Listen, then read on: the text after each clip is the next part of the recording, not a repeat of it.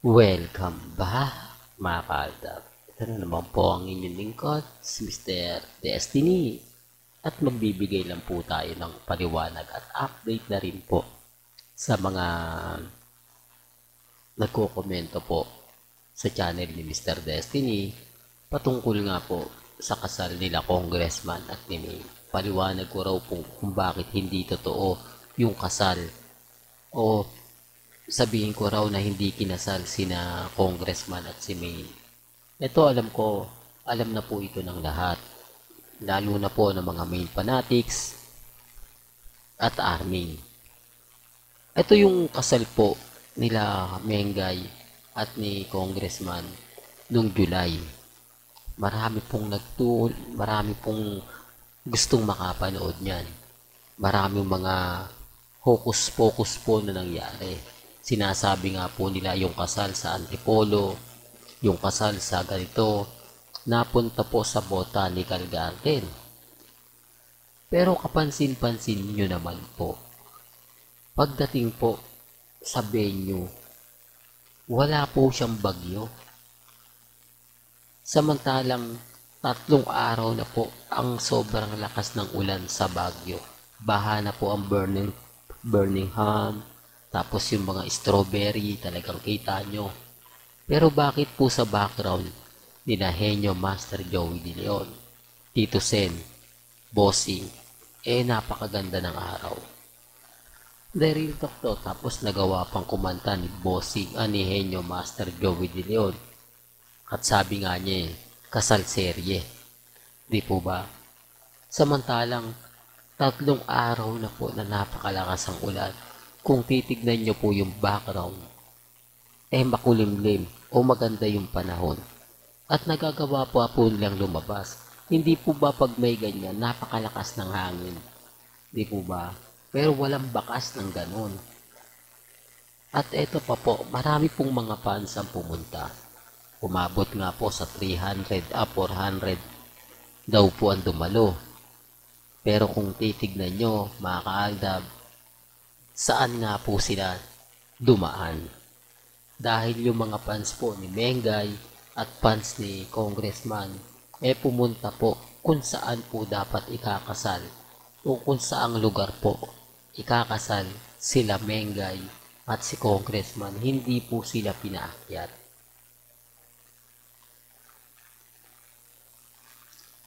Ang sabi po sa kanila, 3 araw na po raw yun na hindi po daw pinadadaanan.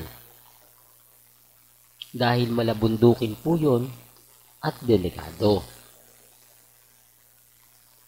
Ito'y base po mismo sa mga fans na pumunta at gusto makita ang kasal serye po para mapicturan, mabidyohan at isampal nga po ito sa Aldab Nation.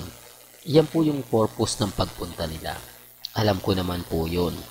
Sabi ko nga po, siguradong maraming mga mamis, mga titas, mga senyor ang pupunta. Po ba? Well, bago tayo pumunta sa ating pinaka-main topic, ito muna yung ina-update din po yung ibabato ko. Kumbaga dito, pinapaliwanag ko lang po. Para sa mga baguhan, sa mga walang alam, sa mga nagre-react agad-agad. Well, balikan natin ang istorya. Nung pumunta po sila, ang ginawa po nila, hinanap nila kung saan ang pinarada yung mga sasakyan. O ba? Kung saan nga po siya ginanap. Doon mo nilang makikita yung reception Doon malalaman na, eto pala, dahil sa 400 katao, kasama pa puro sina Ogie Diaz at yung mga ilang celebrity, ang tanong, saan po nila pinark yung napakaraming sasakyan? Lahat po ng hotel, pinatanggal yung mga sasakyan. Alam nyo kung bakit? Dahil nili pa rin nga po siya, mababasag yung mga salaming dahil nga po sa nagliliparan. Balot na balot daw po lahat ang mga sasakyan. Sa palagay ninyo, saan nga po ba ipaparking yun? Hindi naman pwedeng bus yun. mga bigating celebrity ninaan doon. Yan ang pinapaliwanag ko na hanggang ngayon, hindi po nila maibigay sa akin yung tamang kasagutan. Hindi nila maibigay sa akin yung tamang, alam nyo na, po ba? Kaya ang sabi ko sa inyo ako, mga kaldag, nalulungkot ako sa mga sinasabi ng iba, nalulungkot ako sa mga pahayag po ng iba. Pero andun andun yung point na relax ka lang. Di po ba? Andun yung point na kampante ka lang. Mag-ayaan nyo lang sila. Kasi darating naman yung point na tayo yung wagi. Ako yung panalo. Ako yung, kumbaga, kukuha ng mga bagay-bagay na ganyan. Sinasabi ko lang po ito para lang klaro. Sinasabi ko lang po ito sa mga taong dumadaan at bumibisita po sa channel ni Mr. Destiny. Sa ngayon, relax lang ako. Sa ngayon, kampante lang po tayo. Kasi, ano man po yung sabihin nila, okay lang po yan. Di po ba? Well, punta na tayo sa ating pinaka main topic. Unahin natin ito.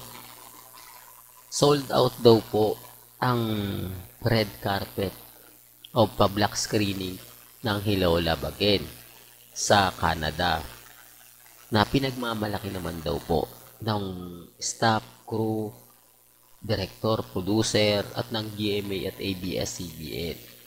Paano pong hindi maso-sold out? May hidden agenda po sila o may agenda po sila. Una sa lahat, sinabi nila sa mga kababayan natin sa ibang bansa na yung kalahati po nakikitain nila dyan, idodonate nila sa nasalanta. Di po ba? Alam nyo naman po ang mga Pilipino. Di po ba? Tutulong at tutulong yan. Kumbaga, parang dalawang ibon sa isang putok. Nakapanood ka na ng pelikula nila Alden at ni Catherine, nakatulong ka pa sa nasalanta ng bagyo. Hindi po ba pabor na pabor po yun?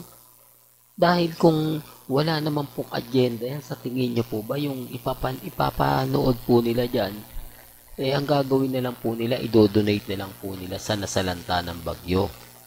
Di po ba? Para makatulong po sila, lalo na po yung mga Filipino community dyan sa Canada. Pero hindi, nag-iba yung ihip ng hangin. Di po ba?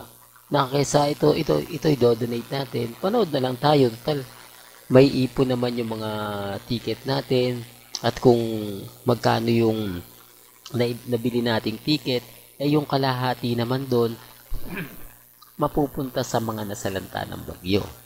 Di po ba? Boom! Yan ang pinapaliwanag ko na hindi po nila nagigets. Yan po yung sinasabi ko na wala pong kumukontra sa kanila. Puro pabor at negative puro pabor at positive lang po yung mga nababasa nyo patungkol nga po dyan. Kaya nga po hindi ako basta-basta nagpapa-apekto. Hindi ako basta-basta nagpapatalo. Kasi alam ko nga po yung buong istorya.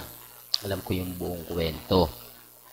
Sa ngayon, okay lang po yung mga nangyayari, nagaganap. Sa ngayon, relax lang po ako, kampante.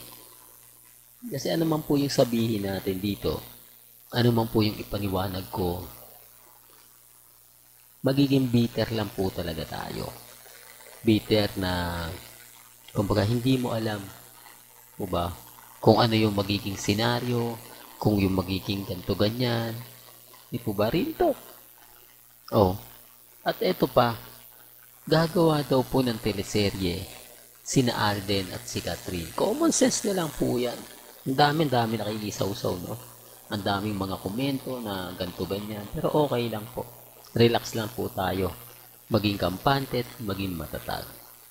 Well, sa pangalawang update na natin yan, pag-usapan.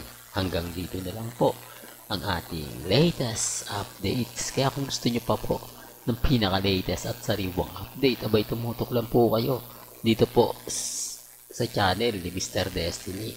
Kaya kung bago ka lang sa channel na to at isa kang true-blooded Arab Nation na nagmamahal kina Mengay at Isoy, tama po ang channel na pinuntahan mo, kaya consider na po kitang bagong subscriber. At huwag mong kalimutang i-share ang mga video po natin sa mga mami, sa mga titas, at sa mga senyor. Hanggang sa muli, salamat po sa panonood at pakikinig.